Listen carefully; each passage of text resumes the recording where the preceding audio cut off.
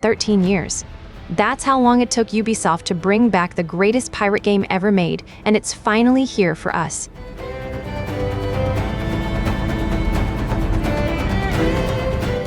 Flag Resynced launched on July 9th, and it is already breaking records, the biggest player count the franchise has ever seen on Steam.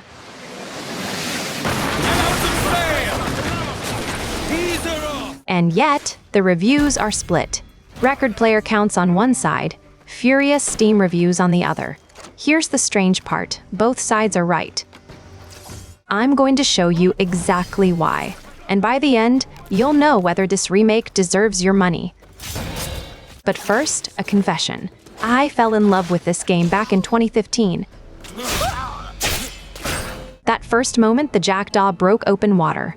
White sails, endless ocean, a crew singing shanties behind me. Nothing in gaming had ever felt that free.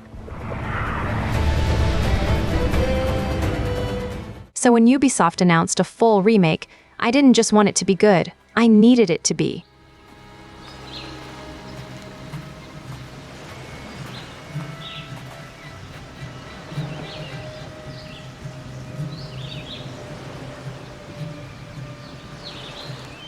And let's be clear about what Resynced actually is, because this is not a remaster with better lighting. This is a ground-up rebuild with zero code from the original game, running on the same Anvil engine that powered Assassin's Creed Shadows. Ray-traced global illumination, micro-polygon detail, water that finally behaves like water, and dynamic weather that actually changes how the sea fights you.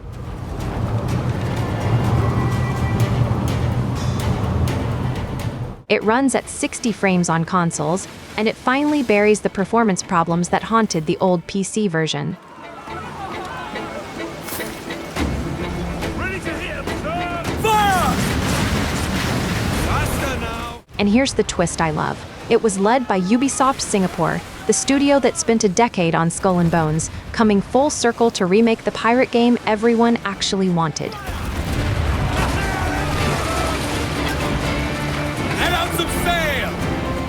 Combat has been rebuilt around parries, dodges, and enemy types that punish button mashing. That looks painful. Die, you leech! Stealth finally lets Edward crouch anywhere.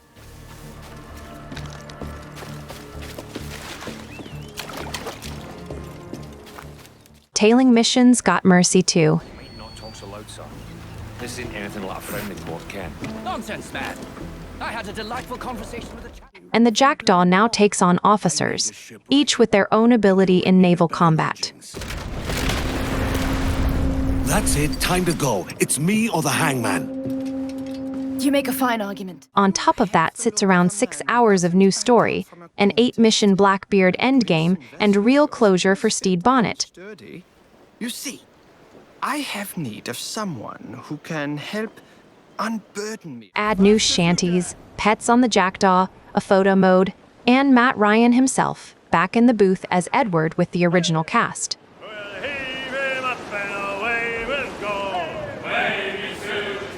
And the old modern-day Abstergo sections? Gone. Replaced by the Animus Hub, which honestly removes the most skippable part of the original. But that hub is also where the controversy lives. It wants a connection, and it's the doorway to microtransactions that have Steam reviews furious. So here's the plan. First, the visuals. Is this really the best-looking Caribbean in gaming? Then the new combat, where I'll show you the one change that genuinely annoyed me. And then, the verdict. Is this the best remake Ubisoft has ever made? If you're sailing with us, join the crew and ring the bell so you never miss a voyage. Grab a drink, sailor. We're boarding the Jackdaw.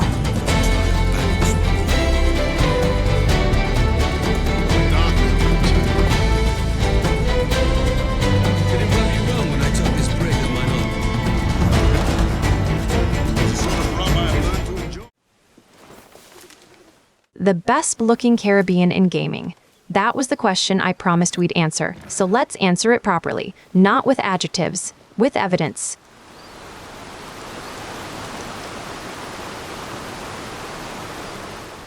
Because before launch, Ubisoft made 4 specific promises: ray-traced light, a world rebuilt polygon by polygon, a living ocean, and weather with a will of its own. 4 promises, 4 tests.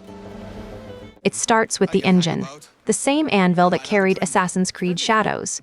Nothing here is upscaled. Every asset was rebuilt from zero. Reviewers found Havana packed denser than Shadows itself. Test 1. The light. Resynced runs ray-traced global illumination everywhere, every console, every mode, even at 60 frames. Sunlight actually bounces off stone, off water, into rooms.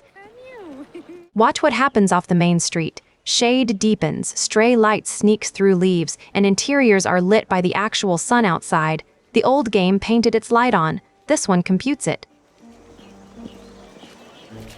Test 2. The detail. The jungle runs on micropolygon geometry. Anvil streams tiny clusters of triangles straight off the SSD. No polygon budgets, no pop-in. Stand anywhere and count the leaves. Test 3. The ocean. In 2013, this was called the most realistic virtual ocean ever seen, but up close it was stage magic. Invisible lids under boats, little probes telling every splash when to spawn. Resynced doesn't do tricks. The entire sea is simulated, waves computed in real time, foam that decays like real foam, light scattering through swells as the sun moves. Even the shallows swirl around your hull. And it doesn't stop at the surface. The whole underwater world was redesigned. Free diving, new wrecks, light shafts falling through the blue. The final test, the weather. A system called Atmos simulates temperature, humidity, and wind. Real wind, filling the sails, bending the palms, driving the rain sideways. And when a storm builds, the sea turns hostile, rogue waves, waterspouts, lightning. Now, the fight. Because ever since launch, players have been arguing about this light. The complaint, a warm yellow filter over everything. Edward looks sunburned, they say. The sea reads green instead of blue. Within days, there were mods stripping the color grade out. PC Gamer compared it to Deus Ex's infamous yellow filter. One review even called the nights flat. So, are they right? But here's the twist. It's deliberate. The lead producer said they pushed the water's turquoise beyond reality, because that's how players remembered it. They didn't grade this game to the real Caribbean, they graded it to your memory. And one more secret. The 2013 original had a yellow tint as well. Modders have been stripping it out of that game for years. The warmth isn't a mistake. It's Black Flag's signature. So, my verdict on the light, it holds. Digital Foundry called this a stunning, cutting-edge upgrade, and your eyes will agree. The old game still looks good. It just can't hide its age next to this. Which answers our question. Is this the best-looking Caribbean in gaming? It isn't even close. Nothing else on the water looks like this.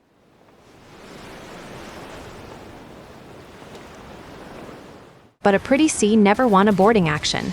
Next, we test the part Ubisoft rebuilt most, combat, and I'll finally show you the one change that genuinely annoyed me.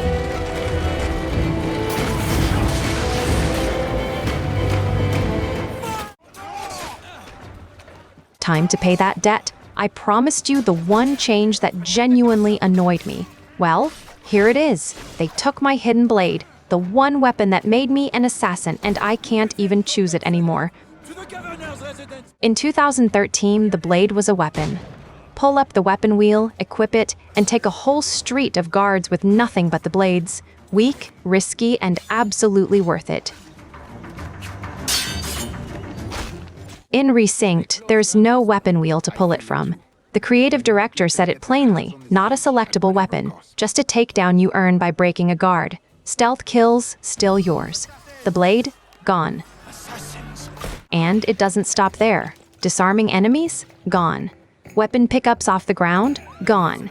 Even bare fists are off the menu. You only brawl where the game scripts it, against men as unarmed as you.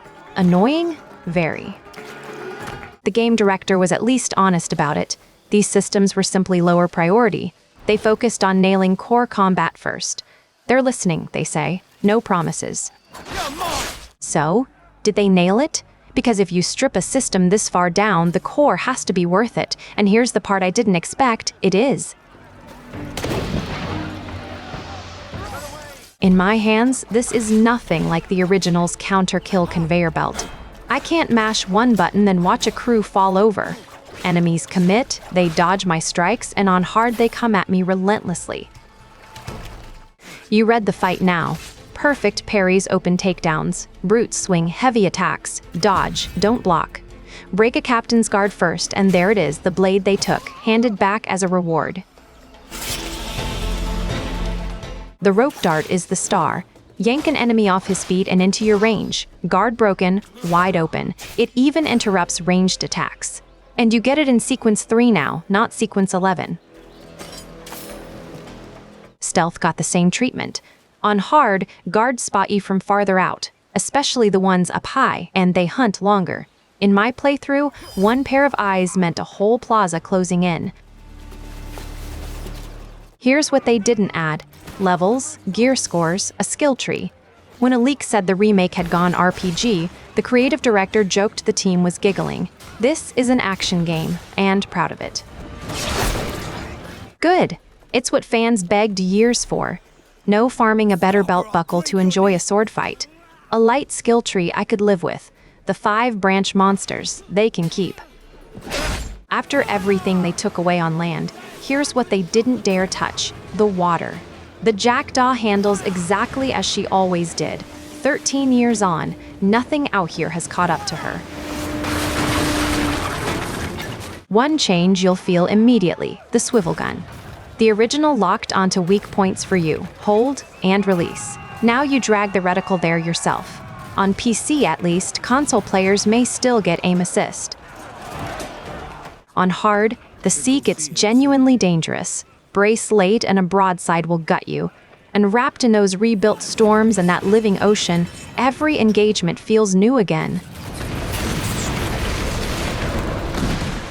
So here's my advice. Play this on hard. All of it, combat, stealth, the sea. It's not as brutal as it sounds, and it's where this remake stops being a memory and starts being a game again. Which leaves the big question, the best remake Ubisoft has ever made, or a beautiful memory you already own? That verdict, and whether you should buy it, is next.